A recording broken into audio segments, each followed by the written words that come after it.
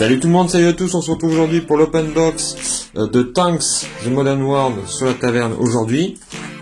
Enfin, il est arrivé, je l'avais commandé sur Wayland il y a un petit moment, et il était en préco, et Wayland ils n'avaient pas suivi les précos, alors ils ont mis un peu de temps à me l'envoyer, mais bon, il est arrivé, donc voilà, on va pouvoir un peu ouvrir et découvrir en direct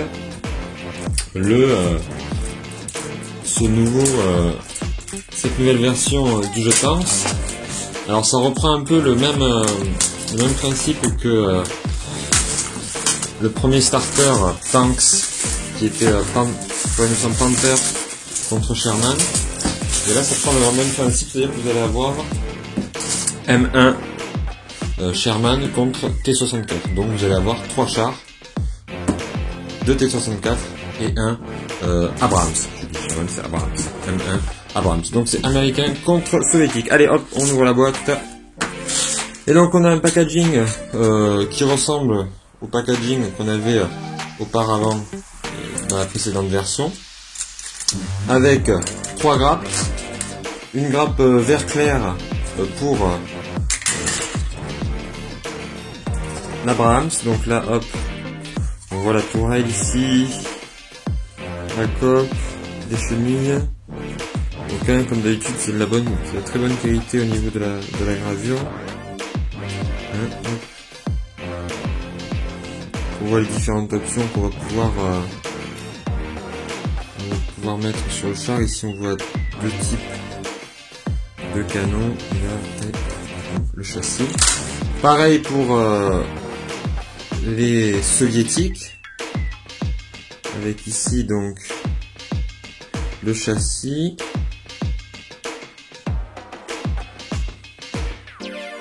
Le canon, et ici quelque chose qui est souvent un peu caractéristique des chars soviétiques russes de l'époque, c'est cette sorte de bidon à l'arrière du véhicule. Et de là je perçois un autre canon. Alors ça c'est pas un canon? Non, c'est ici le canon. Gros canon, gros calibre, le T64. Ici on a une autre grappe, hein, tout simplement. Hop. Le deck de cartes avec ici les cartes de dégâts, de critique, et ici les cartes certainement d'amélioration et d'équipage, excusez-moi. Et là ici ça va être certainement les cartes de faction. Ce qui est sympa et ce qu'on comprend vu le nombre de cartes, hein, à la limite s'il y avait que ces 3 chars on aurait besoin qu'il y ait 3 cartes. Mais tout comme la version précédente, ils ont mis l'ensemble des cartes des sorties dans le deck de base. C'est-à-dire que ceux qui ont déjà, par exemple, qui font déjà du Team Yankee, ben ils ont juste à acheter le pack de base et ils vont pouvoir directement jouer. Donc ça c'est vraiment un gros plus encore. Ils ont pris le même principe que la boîte de base et ça c'est top. On va continuer à ouvrir et après on regardera les cartes parce que c'est certainement ce que j'attendais le plus. Des dés, on en a 3 et 3-6 pour les Russes et les Américains en bleu. Bon, ça aurait été sympa peut-être de mettre le 6 avec la faucille et le marteau et là une petite étoile, ça aurait été un peu sympa. Mais bon, il y a déjà des dés, mais juste manière de... Alors ensuite ici, on va avoir...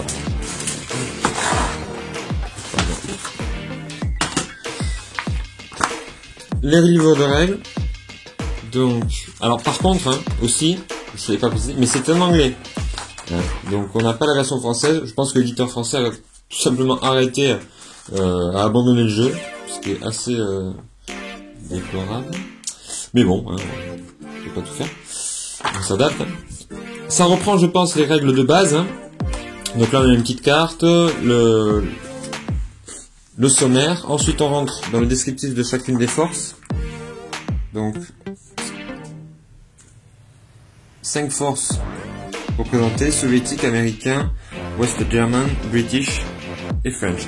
Mais on peut penser que s'ils suivent la même ligne et les mêmes extensions que Team Yankee, on pourra très vite avoir les Allemands de l'Est, peut-être aussi les Polonais et peut-être après d'autres nations, je pense ou peut-être aux Australiens, aux Canadiens, etc., etc. Mais c'est déjà pas mal. On a les Français. Hop, là on a comme là précédemment le descriptif des cartes, les mesures, etc. On continue avec le descriptif. On va voir aussi qu'il y a des tokens nouveaux.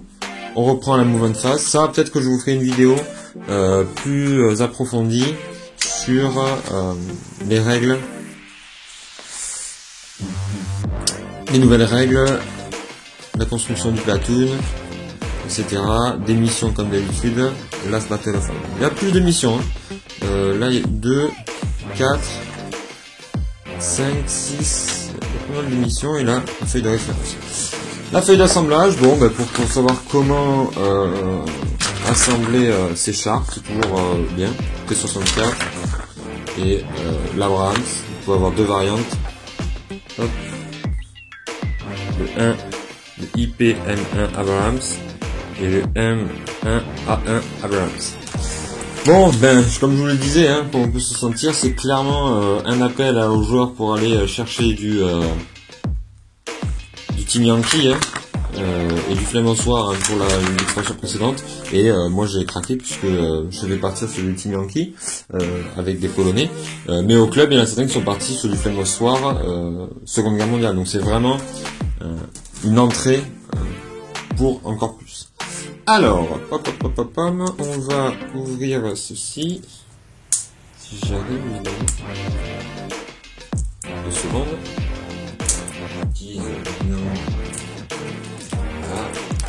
Voilà. Je l'ouvre. Voir un peu quels sont les tokens qui nous ont été. Quels sont les tokens et surtout les décors. Bon, les petits tags de décors. Alors, Tanks, on a donc une grosse forêt. Pas mal. 4 bâtiments. Hop. Alors c'est sympa parce que je crois que la dernière fois il n'y en avait que 2 ou 3. Je sais plus, il faudrait que j'aille voir. Et là 4 c'est pas mal. Et une autre forêt. Ok, donc si vous avez déjà l'extension Team Yankee, si vous avez déjà l'extension pardon, Tanks précédente, ça commence à vous faire quand même pas mal de socles, hein, donc on a à peu près les mêmes. Juste, il me semble qu'il n'y a pas les tokens nationaux. Précédemment, il y avait les tokens par nation, britannique, français, etc., qui vous permettaient de différencier vos chars. Là, ça y est pas. Donc, faudra vous les faire. Petit bémol. Il y a les réglettes. Il y a ici certainement. Bon, ils ont fait peut-être, voilà, ils ont fait DD. Bon, ils ont fait un peu quelque chose de général, mais par exemple, ça aurait été sympa d'avoir ça en soviétique, vous voyez, ça aurait été un petit plus. Ça, je pense que c'est pour les hélicoptères, on verra après. Destroy, donc ça c'est Destroy, ça c'est les pertes. Donc on passe derrière. Hop. Ah, sympa. Recto verso, vous voyez. Vous pouvez soit avoir le toit, soit avoir la version détruite ou une autre type de maison. Ça peut vraiment être sympa. C'est cool. Bonne idée, je viens de le voir. Ouais, c'est vraiment cool. Tactic Advantage, ok. Donc ça c'est les tokens aussi. Les tokens. Et là c'est les objectifs. Bon, ben je pense, voilà. Bon, petit bémol pour tout ce qui est de la reconnaissance des unités, mais pour le reste, c'est du bon. Hop. On va ouvrir ces cartes.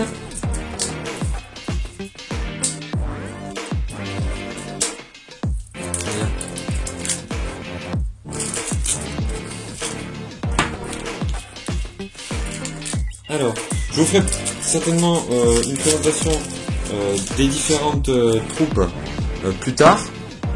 Là, je vais juste les passer rapidement, mais je vais pouvoir vous envoyer sur le blog où j'avais fait une présentation générale de chacune des nations qui étaient sorties, les Français, les Anglais, etc. Donc, le lien s'affichera dans la description. Donc, on part sur les cartes d'équipage. Voilà, donc on va avoir deux équipages américains. Donc là après on a les cartes d'amélioration. 3 américains. Hop, au petit. Ils sont un peu collés. Bon, c'est parce que c'est mis, voilà. Hop. Parce que c'est le. Ils sont toutes neuves, hein. Voilà. J'ai pas vu la soviétique. Il n'y aurait donc pas de soviétique. C'est quand même un peu ballot qu'ils aient pas mis de carte soviétique. Je serais très déçu quand même, parce que ça fait quand même que 3 cartes. Que... Mais combien? Hero Crew. Il y en a 5. Donc là j'en ai 3. Ah. Non. Surprise. Peut-être qu'elles sont avec les dégâts, je sais pas. Je vais voir, je vais les repasser. Donc bon, après sinon c'est comme d'habitude, hein, de l'autre côté vous avez les coups que ça représente. Donc on va avoir, hein, comme d'habitude, Crew Commander. Ça va être chargement, etc. Donc on reprend, hein, le principe de base. Je vous les présenterai peut-être plus rapidement lorsque je ferai Upgrade Doctrine, Ambush. C'est cool les doctrines. Donc vraiment ils ont... C'est du tout bon pour ça, hein. Ça reste sympa parce que ça veut dire que vous n'avez pas besoin d'acheter des extensions pour avoir des cartes particulières. Vous avez quand même la majorité dans le starter de base. Donc ça c'est bien. Hop, ici, voyons voir. Ah, les voilà. Il en reste. Hop. Il y en avait d'autres ici. 7 points. Une soviétique et une américaine. Sérieux? Donc voilà, hein, vous avez le starter, vous avez quand même 5 améliorations américaines pour une seule russe. Je trouve ça un peu abusé. Et je comprends pas trop pourquoi. Parce que bah, le principe c'est quand même que ce soit assez égal. Et là quand même on a... ouais. Je comprends, je suis un peu déçu de ce côté là. Je trouve que c'est pas assez... si on veut faire... dans la boîte de base, j'aurais préféré peut-être avoir 3 et 3 par exemple. Ça aurait été plus logique. Bon. C'est pas grave, on va faire avec, hein. Donc ça après c'est le deck de dégâts, hein. Bon pareil il est un peu il est collé, mais je pense que ça reprend les mêmes idées qu'auparavant, hein. Donc, on va pas... Donc voilà pour les améliorations, le deck de cartes, et on va très vite voir les différents véhicules qui nous sont proposés dans ce nouveau Tanks Modern War. Donc on a et je ferai un supplément peut-être sur ceux que j'ai pas pu présenter qui n'étaient pas encore disponibles. Donc on va avoir 1, 2, 3, 4, 5, 6, c'est vraiment que 7, 8, 9, 10 véhicules du côté américain, donc le LAV-25, un Hummer, à mon avis ça c'est un anti-aérien, peut-être aussi un Rapid Fire, MC-60 tonnes, une Solid TV, l'hélicoptère, et après 3 types d'Abrams, donc voilà, hop, il fait quand même pas mal d'options du côté des Américains. Donc voilà, je vous ferai, comme je dis, une présentation un peu plus tard détaillée de chaque faction. On passe aux Russes. Oula, les Russes, on vient d'avoir pas mal de matos. Hein. Hop, les Russes. Donc les Soviétiques, donc ils ont le BMP-1, le BMP-2, donc c'est des transports de troupes. Donc, à mon avis, ça va être de l'équipe de Rocco. Le T-55, le T-55 AM2. T62, ils ont vraiment fait le T62M, le T64, le T72 et le Ind. Donc il n'y a pas de véhicule, il me semble, anti-aérien. Bon. Mais en fait, bon. À moins que elles étaient mises un peu plus loin. Mais il ne sont pas... Bon, ben, il y a que ça du côté soviétique, mais il y a quand même beaucoup de chars. Hein. Pour soviétiques, ça va être... vous allez pouvoir proposer un large choix de chars. Hein. Vraiment... Et le Hind qui est une belle bête au niveau de l'hélicoptère. On passe aux Britanniques maintenant. Alors là, il y a les Britanniques, on a le Spartan, le Scorpion, le Sunfire, le Striker, le Simcar, le Chieftain, le Lynx. Donc pas mal aussi, hein. Beau choix de véhicules niveau Britannique. Honnêtement, eux ils me font du pied, les Britanniques. Je jouais déjà britannique, j'adorais jouer britannique à Tanks Seconde Guerre mondiale. Mais là, je pense que pour un petit investissement, je vais me faire une petite force britannique pour pas grand chose. J'aime bien leur camouflage et le style de jeu me va bien. C'est très différent des Britanniques en Seconde Guerre mondiale. On passe maintenant aux Français. J'essaie de voir jusqu'à où ça va. Hop. Ouais, les Français, il y en a quand même moins par rapport aux autres. Donc on a l'AMX-30 évidemment. Attention, vous l'avez vu, bah, l'artillerie, et bien les Français ils en ont. L'AMX Off 1. Voilà, donc on a les caractéristiques d'artillerie. L'AMX 10P. Et deux types d'hélicoptères, ce qui n'était pas le cas précédemment. Donc ben, les joueurs français, hein, Team Yankee, ben voilà, vous avez vos choix. La MX-30, et après un petit véhicule de recours, ça, et la Gazelle. Donc là on voit par exemple ici, les Français ils semblent pas avoir d'anti-aérien. Mais par contre, il faut voir que il me semble qu'il y a une doctrine qui fait qu'ils peuvent tirer sur de l'aérien. Hein, les doctrines elles sont là. On va les regarder ensemble. L'allemand, donc le Marder, le Léopard 1, le Léopard 2 et le PAM. Alors voilà, l'allemand c'est 4. Hein. Donc en fait on est allé on a commencé fort avec l'américain. Le russe, je pense que les deux on à balle, mais ça représente bien en fait l'époque, c'est-à-dire que c'est les deux gros blocs qui se font face et qui produisent énormément de matériel. Les Britanniques pas mal aussi. Les Français, ben, ils commencent aussi à avoir quand même un peu moins de matériel. Mais alors les Allemands, on va se retrouver avec 4 cartes, un hélicoptère, le Léopard 2, le Léopard 1 et le Marder. Mais par contre, hein, le Léopard 2 c'est le papa du jeu. Il y a même, vous voyez, la meilleure version du Abraham, ça va être celle-ci. Hein. Et c'est exactement le même. Hein. Mais eux, ils ont que ça. Mais bon, après, il y a le Léopard 1 qui a un char un peu plus léger. Donc voilà, les Allemands. Et enfin, on arrive aux doctrines, ce qui vont donner un peu de personnalité à vos armées. Hop. Donc l'américain à Team Yankee, sharpshooter. Donc voilà, il y a la petite règle, when you're attacking a model that is no with the clone range, model in this platoon may exchange one critical hit result for two hit results. Donc en fait, ça montre que ils sont, c'est des bons tireurs, puisqu'ils vont pouvoir, et ils sont pas au close range, mettre 2 dégâts au lieu d'un critique. C'est particulièrement intéressant, parfois de plus mettre des dégâts, parce que parfois on va tirer une carte et 0. Bien, super, j'ai pas fait de dégâts. Par contre, les Russes, c'est l'inverse. Quand vous êtes au close range, vous avez un plus 1 pour tirer. Donc les Russes, ça va être la masse, ils vont aller très vite. Et le but pour eux, ça va être vraiment d'aller au plus vite au close.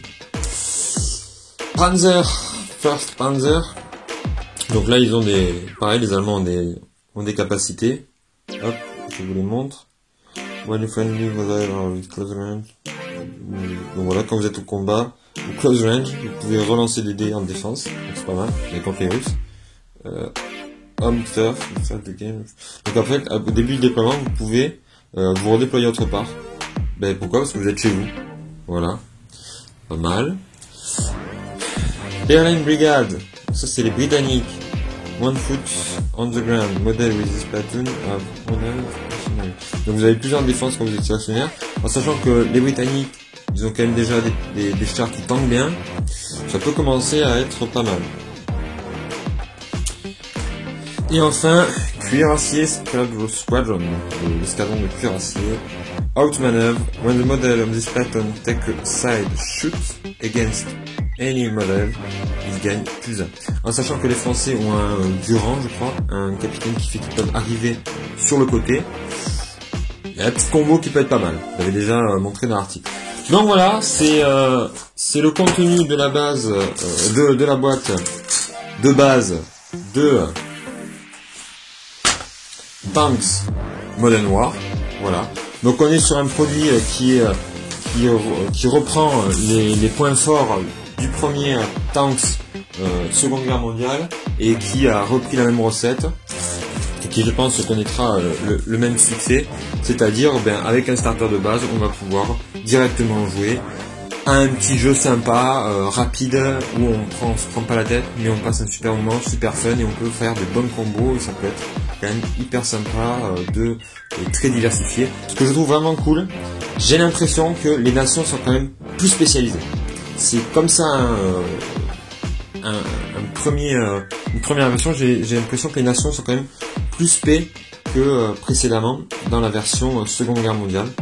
Donc voilà, c'était tout pour cette open box. Très vite, je vais essayer de faire une vidéo sur le montage des deux bestiaux et du Abrahams. Des vidéos aussi, présentation de chacune des factions et comment on peut les construire avec les cartes amélioration ici. Et une présentation aussi des cartes amélioration américaines et soviétiques. Et voilà. Ça sera tout. Et ça sera déjà pas mal. Allez, j'espère que ça vous a plu. N'hésitez pas à liker, à partager et à me laisser des commentaires sur votre impression sur ce jeu. Est-ce que vous l'avez reçu, hein? Je sais qu'il est en commande, je crois, actuellement sur Philibert. Je fais pas de pub. Et voilà. Et voilà, j'attends vos retours. Allez, ciao!